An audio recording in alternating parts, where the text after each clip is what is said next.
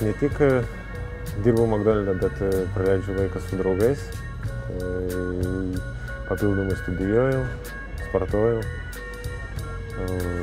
keliauju, mėgstu labai keliauti su draugais.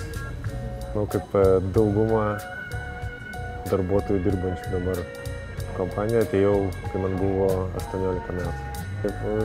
Pradėjau dirbti kaip paprastas darbuotojas, po to po kelių metų tapau, po 1 metų tapau instruktorių, po to po kelių metų dar tapau vadybininku ir dabar esu antras asistentas. McDonald'e yra gerų momentų, kai vadovai, darbuotojai, vadybininkai ir darbuotojai supranta tą humoro jausmą ir juokauja kartu direktorius, vadybininkas, darbuotojas. Ir būtent tai yra aplinkui kaip komanda. Ką aš galėčiau patarti naujam vaikinui atėjusiam į darbą? Tai aš manau, iš savo patirties galėčiau pasakyti, kad nepergyventų, kad nėra taip sunku, kaip jis galvoja, nes pats esu tą patyręs, kad viskas yra įmanoma ir kad viską priimtum lengvai, nes iš pradžių, aišku, gali būti truputėlį sunku, bet tikrai nėra sunku.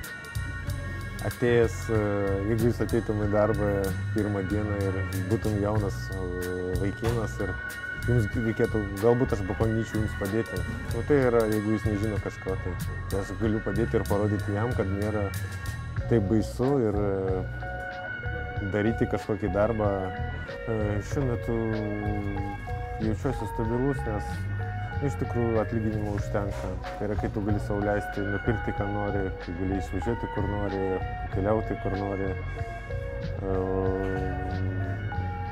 Esu įsitikinęs tai, kad aš dirbsiu ir turėsiu darbą dar tiek, kiek norėsiu. Ir iš tikrųjų nėra baimės, kad man nesumokės po mėnesio.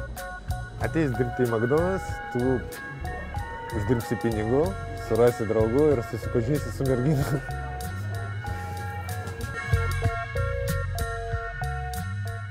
Ba-da-ba-ba.